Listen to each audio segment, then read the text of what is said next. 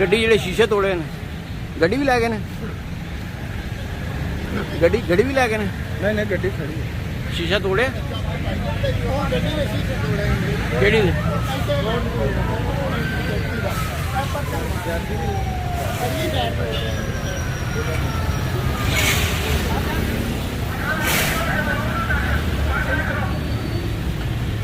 ਨਿਕਾਲੋ